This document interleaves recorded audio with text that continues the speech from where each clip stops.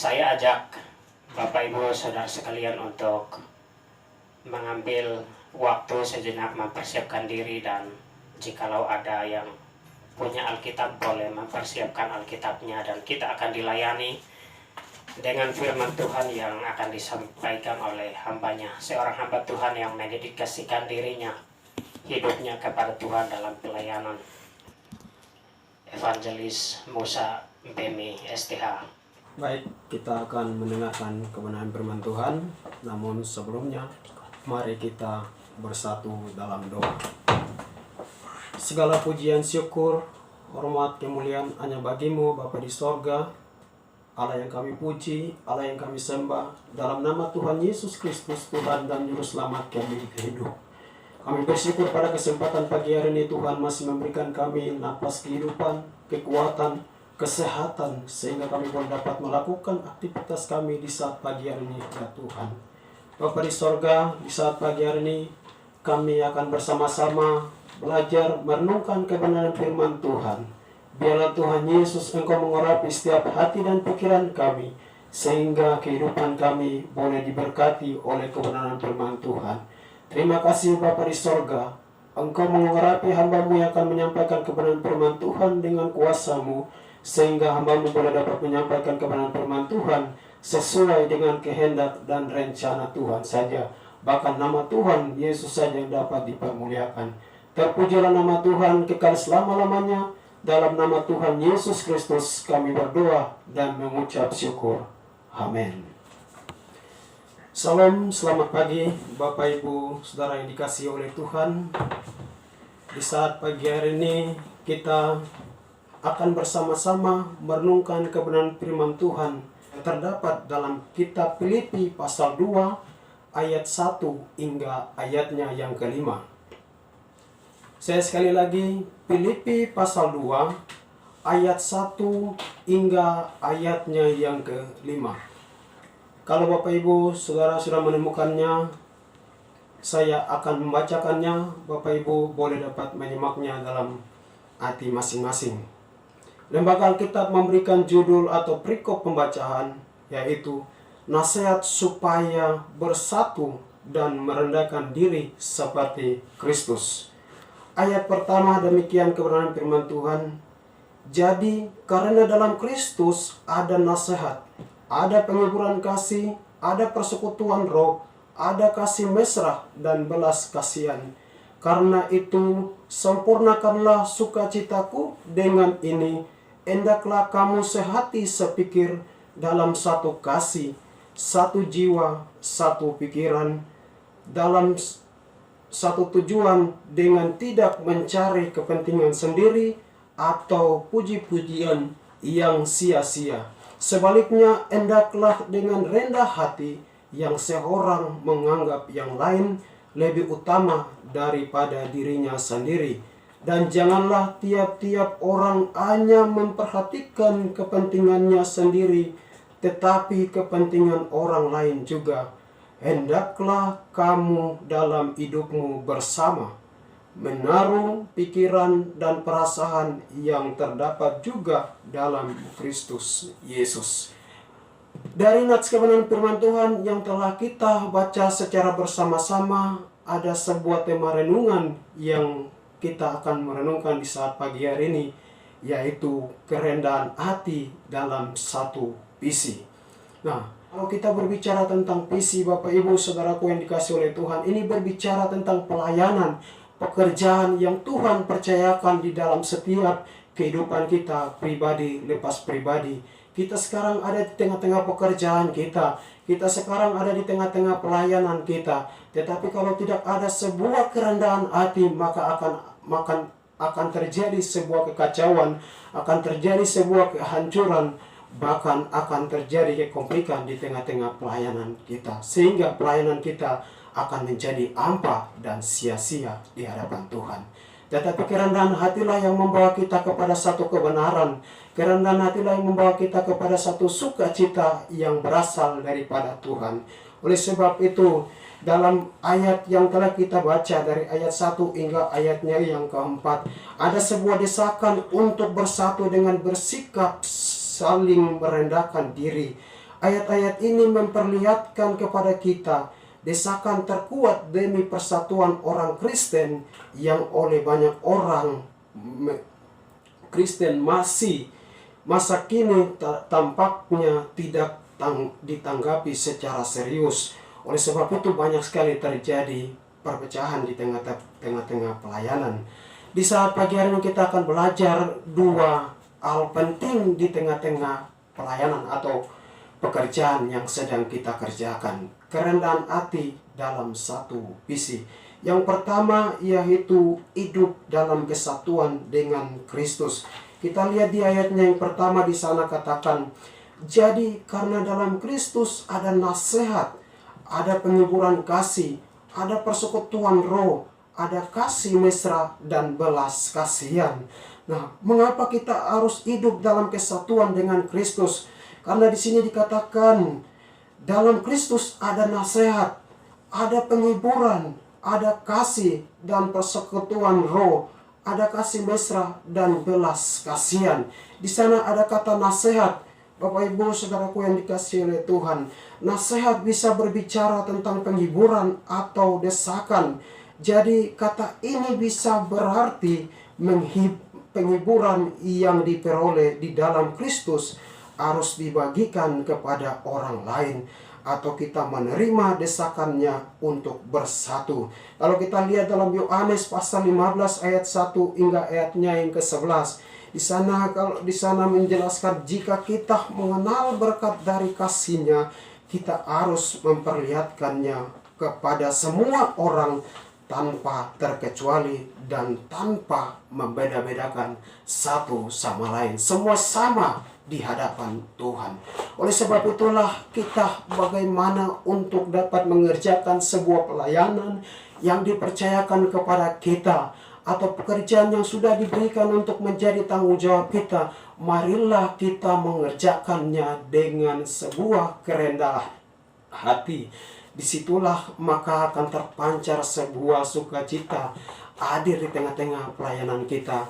Maka apa yang kita kerjakan semuanya akan dapat berjalan dengan baik, karena Kristus hadir di tengah-tengah kehidupan kita. Di sana juga ada kata roh. Kalau kita lihat di ayatnya yang pertama tadi, ada persekutuan roh. Bapak Ibu Saudaraku yang dikasihi oleh Tuhan, ketika kita hidup di dalam Kristus, maka ada persekutuan roh yang terjadi di tengah-tengah kehidupan kita.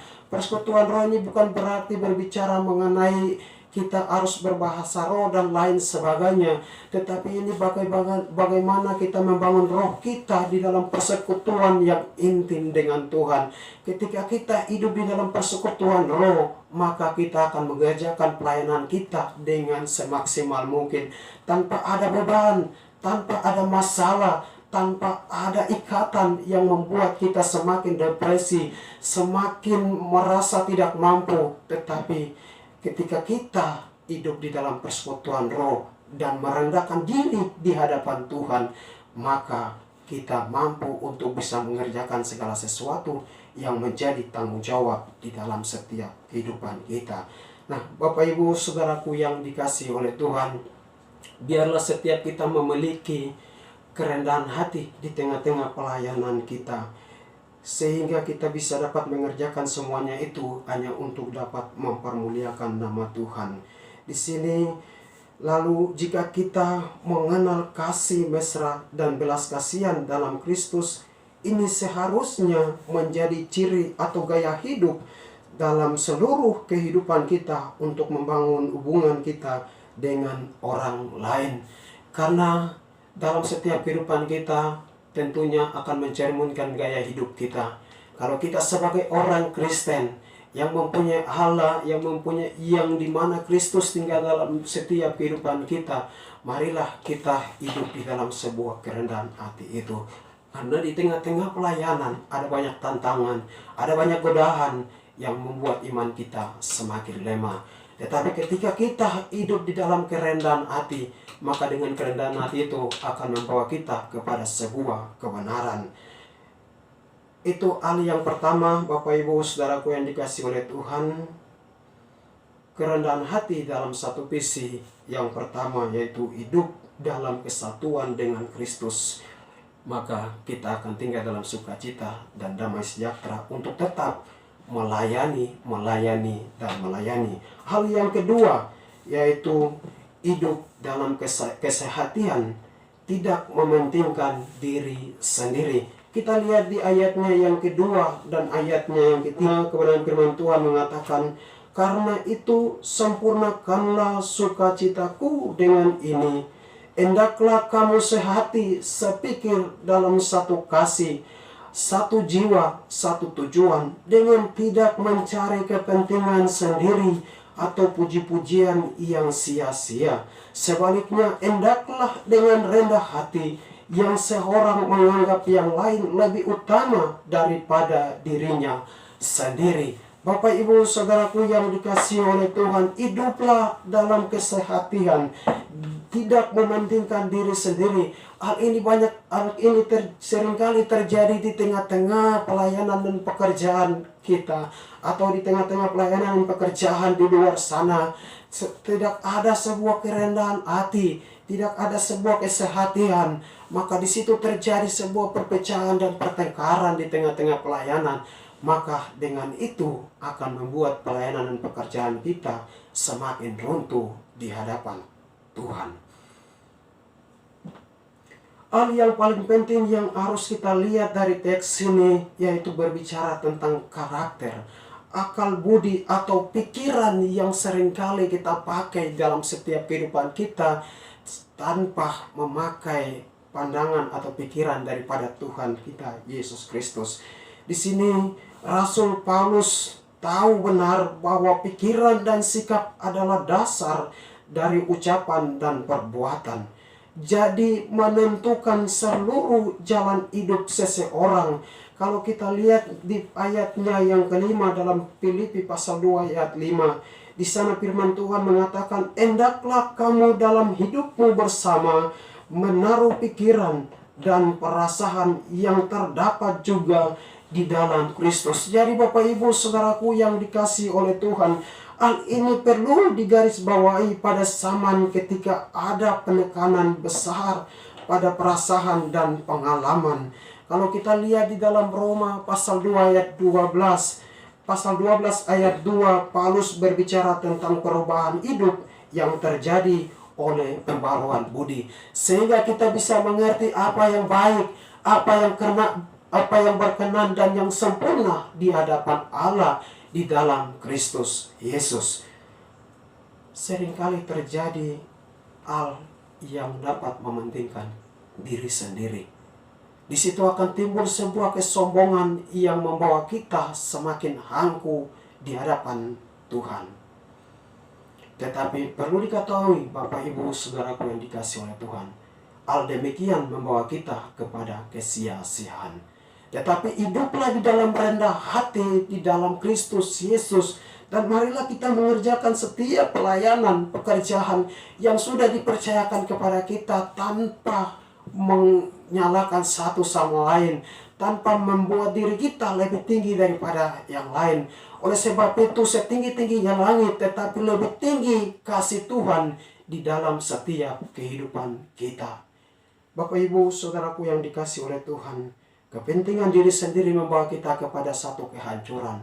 Kepentingan diri kita membawa kita kepada satu kegagalan di tengah-tengah pelayanan kita. Oleh sebab itu dalam Filipi pasal 1 ayat 17, firman Tuhan berkata, tetapi yang lain karena kepentingan sendiri dan dengan maksud yang tidak ikhlas, mereka melakukan segala sesuatu dengan mementingkan diri sendiri. Di sini dalam ayat ini berbicara bagaimana mereka membawa Rasul Paulus untuk tinggal di dalam penjara oleh karena memberitakan Injil Tuhan, oleh karena mengerjakan pelayanan yang diberikan oleh Allah kepada Rasul Paulus untuk memberitakan tentang kebenaran, tentang Injil kepada orang-orang yang belum mengenal Tuhan.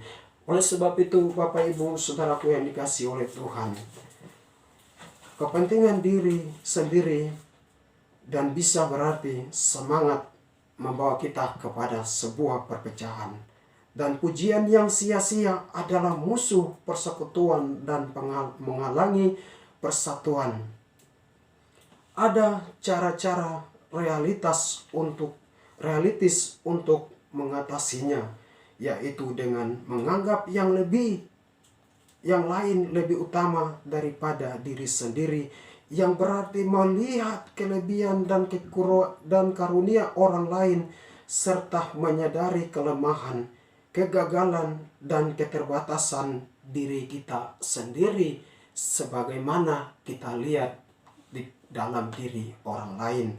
Bapak Ibu Saudaraku yang dikasihi oleh Tuhan, kita lihat di sini bagaimana kita supaya tidak hidup di dalam mementingkan diri kita sendiri di tengah-tengah pelayanan.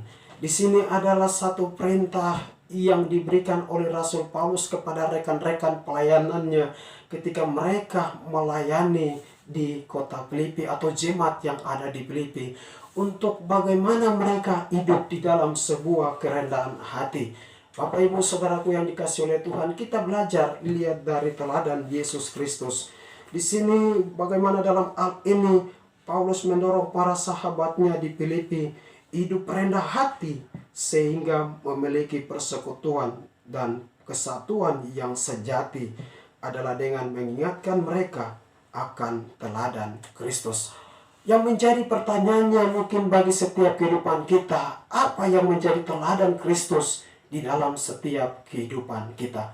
Bapak Ibu Saudaraku yang dikasihi oleh Tuhan, beberapa hari lagi kita akan merayakan Paskah, di mana kita akan memperingati bagaimana pengorbanan Tuhan Yesus Kristus di kayu salib. Bahkan dia mati untuk menebus setiap dosa-dosa umat manusia, yaitu Bapak Ibu, Saudara, dan saya. Di sini dikatakan di ayatnya yang ke-6 sampai ayatnya yang ke-8, yang walaupun dalam rupa Allah tidak menganggap kesetaraan dengan Allah itu sebagai milik yang harus dipertahankan, melainkan telah menggosongkan dirinya sendiri dan mengambil rupa seorang hamba dan menjadi sama dengan manusia, dan dalam keadaan sebagai manusia ia telah merendahkan dirinya dan taat sampai mati, bahkan dikatakan sampai mati di kayu salib. Ini adalah teladan yang diberikan oleh Yesus Kristus kepada kita sebagai umat kepunyaannya. Bagaimana dia tidak mempertahankan dirinya sebagai seorang bagaimana dia tidak dapat mempertahankan dirinya sebagai seorang yang memiliki oknum yang kesetaraannya sama dengan Allah, tetapi itu tidak dia pertahankan. Dia meninggalkan itu dan dia mengambil rupa menjadi manusia, mengambil rupa seorang hamba, turun ke dunia untuk memberikan hidupnya totalitas untuk membebaskan diri kita dari perkara dosa. Bapak Ibu Saudaraku dikasihi oleh Tuhan, mungkin ini adalah sebuah pekerjaan yang sangat berat. Mungkin ini adalah sebuah tantangan yang sangat berat di tengah-tengah pelayanan kita. Apapun yang terjadi, ada situasi pada saat-saat ini yang menguncangkan dunia, yaitu kita tahu sendiri bahwa wabah atau virus corona atau COVID-19 ini dapat mengoncangkan dunia, sehingga terjadi banyak sekali persekutuan-persekutuan atau ibadah-ibadah akan dihentikan dan rumah-rumah ibadah ditutup untuk sementara waktu. Tetapi sejatinya Bapak Ibu Saudaraku yang dikasihi oleh Tuhan, marilah kita memberikan hati kita untuk hidup di dalam persekutuan dengan Tuhan. Dan biarlah setiap kita membawa hidup kita untuk dapat mempermuliakan nama Tuhan saja. Sehebat apapun kita, mari terus belajar untuk merendahkan diri di hadapan Tuhan. Karena kerendahan hati akan membawa kita pada pertumbuhan rohani. Bukti paling penting dari kerendahan hati adalah pelayanan kita. Sebab dengan melayani, kita tidak mencari kepentingan sendiri atau popularitas diri kita yang sia-sia. Sebaliknya, kita menempatkan orang lain di pusat kepedulian kita. Ini adalah bukti kerendahan hati yang menjadi pelayanan kita. bagaimana kita mendedikasikannya kepada orang lain. Bukan hanya kita mementingkan diri sendiri, tetapi kita berbicara tentang kasih. Kasih ini menggambarkan sifat Allah yang terutama di dalam setiap kehidupannya, dan Dia memberikannya kepada setiap kehidupan kita. Bapak Ibu Saudaraku yang dikasihi oleh Tuhan, kasih membawa kita kepada kedamaian. Oleh sebab itu, marilah hidup di dalam sebuah kerendahan hati. Biarlah Bapak Ibu Saudaraku yang dikasihi oleh Tuhan, sebab ayat 5 di sana dikatakan sebagai kesimpulan dari ayat ini memberikan kita sebuah pemahaman untuk hidup di dalam persekutuan, atau untuk hidup di tengah-tengah pekerjaan atau pelayanan yang dipercayakan kepada kita. Sekali lagi saya membaca ayatnya yang kelima. Hendaklah kamu dalam hidupmu bersama menaruh pikiran dan perasaan yang terdapat juga dalam Kristus Yesus. Ini bagaimana kita mengerjakan pelayanan kita dengan merendahkan diri sesama kita, dan terlebih utama kita merendahkan diri kita di hadapan Kristus. Sehingga pelayanan yang kita kerjakan akan membawa sebuah dampak yang besar. Sehingga pelayanan yang kita kerjakan akan menolong banyak orang. Pelayanan yang kita kerjakan untuk mencapai satu tujuan, yaitu untuk dapat mempermuliakan nama Tuhan saja. Bukan untuk dapat mempermuliakan diri sendiri, bukan untuk dapat mempermuliakan manusia, bukan untuk dapat mempermuliakan pemimpin kita, tetapi semata-mata hanya untuk mempermuliakan nama Tuhan saja. Biarlah Bapak Ibu Saudaraku yang dikasihi oleh Tuhan, di tengah-tengah kondisi yang mencekam ini, marilah kita terus hidup rendah hati di dalam persekutuan kita dengan Tuhan. Yaitu kita membangun persekutuan kita untuk tetap terus bersekutu dengan Tuhan. Sebab ketika kita hidup di dalam persekutuan dengan Tuhan, maka yakinlah kuasa Tuhan akan terus memampukan kita untuk dapat menjalani hari-hari hidup kita di tengah-tengah pekerjaan pelayanan yang sudah Tuhan percayakan di dalam setiap kehidupan kita. Hal serupa inilah yang dikerjakan oleh Rasul Paulus bersama rekan-rekannya ketika mereka melayani di kota Filipi. Dan biarlah dengan kerendahan hati membawa kita membawa kita di dalam sukacita dan damai sejahtera yang berasal daripada Tuhan. Hidup di dalam sukacita, damai sejahtera di tengah-tengah pekerjaan kita, di tengah-tengah rekan-rekan kita, di tengah-tengah sahabat kita. Bahkan itu pun juga kita akan membawakannya di tengah-tengah keluarga kita.